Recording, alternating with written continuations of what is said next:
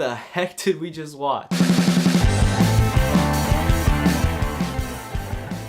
What's up, people? Welcome to the Filmmakers Blog. My name is Kevin, and I just realized I've been sitting down for 90% of today just editing. So that's just a little PSA to make sure you guys get up, get out, and go shoot something. So the skit we just watched had something really cool in there that I want to talk about, but before that, it probably raised some questions like, why was I tied up in the garage? Why was there a conveniently placed knife right there? Why did the rope not cut and just fall apart? Which are all valid questions.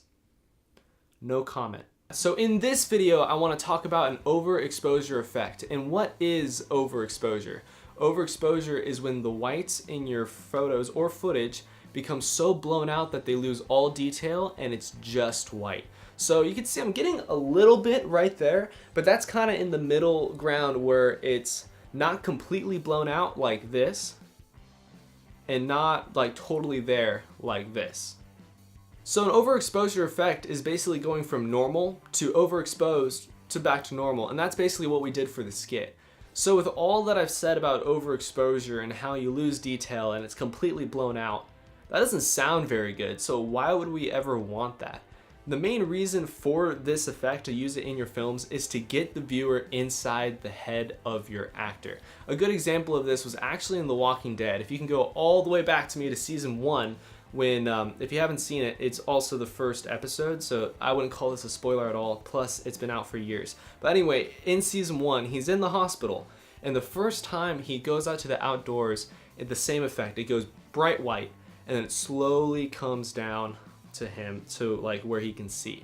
Now I think that does two things to get the viewer into the character. Number one, he hasn't seen sunlight in forever. He's been in that hospital finding out a ton of creepy things, and that first initial hit of sunlight is overwhelming, and that's one way that we can see through the character's eyes.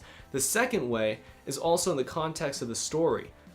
Zombies happened, he doesn't know about it, so it's almost like a reveal of the story to the character by him going outside. So the reason why I filmed that in the skit is not only to show you guys, but it also followed the same pattern that the season 1 episode 1 of The Walking Dead did. So I'll try to find that clip and put it in the description below so you can see how they did it. So getting into the meat and potatoes of this episode, I'm going to show you two ways to get that effect. Now the first way to complete this shot is to have a Cine lens. Now this is the Rokinon 35mm Cine lens. And really, what's the difference between a Cine lens and a photo lens? I did a video on that last week, so if you're curious, it'll be in the link in the description below. I also talk about what you should look for in a vlogging lens. But one of the things I talk about in that video is the DClick aperture ring. And basically this is what it does. It changes the aperture without any use of the camera, 100% manual. So when doing the shot, you'll set up your exposure. So I was at 1.5T for the indoor shot. Right when we opened the door, the sunlight was super bright, especially being that wide open. Then I'd slowly bring it all the way down to 22. I was at 22T, and right there, that would be the correct exposure for outside. Now, you want to make sure that you have those exposures beforehand so you know where to go. But that's basically how we did it with this lens. Super easy. But what if you don't have this lens? What are we supposed to do? That brings us into number 2. The second way we're going to do this is just changing the exposure with your finger on your camera, and if you're like, that's not going to work because it's going to be so noticeable as you're clicking through down the f-stop scale, that is true. We're going to have to cover that up in post-production, but just for an in-camera recording, what we're going to do is we're going to get the exposure indoors. Right when it opens up, that should be the correct exposure for your camera to blow out, for it to get all white. And then at that point, you're going to click it down all the way down to the exposure you need.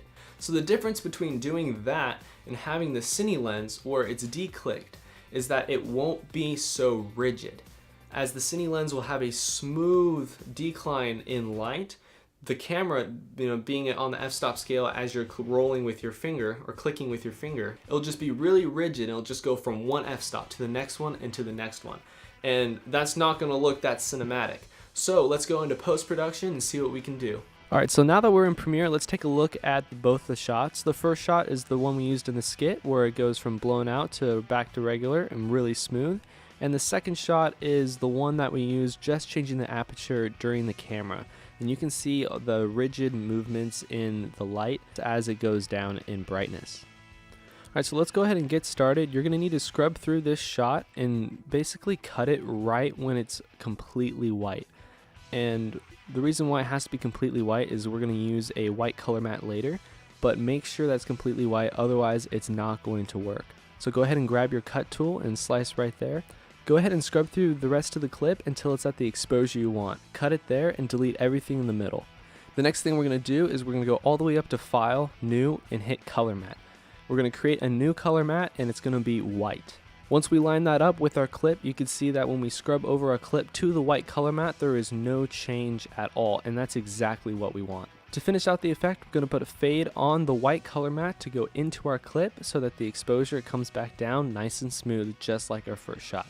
Now I know that I'm not in the clip, I had to shoot this one by myself. In fact, I shot the whole skit by myself, except for the last clip. My brother helped me out with that, so a big shout out to the big bro who helped me with that, otherwise that skit would never have gotten finished. For this extra shot I did on my own, I didn't have a subject for it, but it will work exactly the same.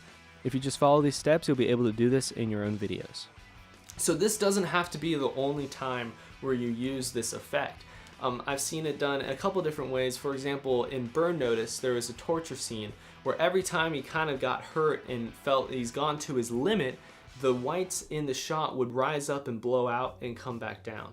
Now you could do that with just a Cine lens, or you could do that, using your finger and smoothing it out, or you could do that all the way on post and just brighten all the whites up and brighten them all down. So I guess that's technically a third way to do it, but I don't want to limit this effect to just one use. There's so many creative ways that you can use this effect and change with your exposure, making them intentionally blown out, intentionally harsh to get the viewers into the character's head. Thank you so much for watching. My name is Kevin and this is the Filmmakers Blog. Make sure to smash that subscribe button and hit that bell so you know every time I post. Make sure to leave your comments and questions in the comments below or on Instagram. I check my DMs, I check everything to think about videos that you guys want to see. So if you have a video suggestion, go ahead and drop it there. DM me on Instagram at thefilmblog.com or the Filmmakers Blog, whatever one you want to type in. And thank you so much for watching. I'll see you next Friday when we try to get the best shot possible outside.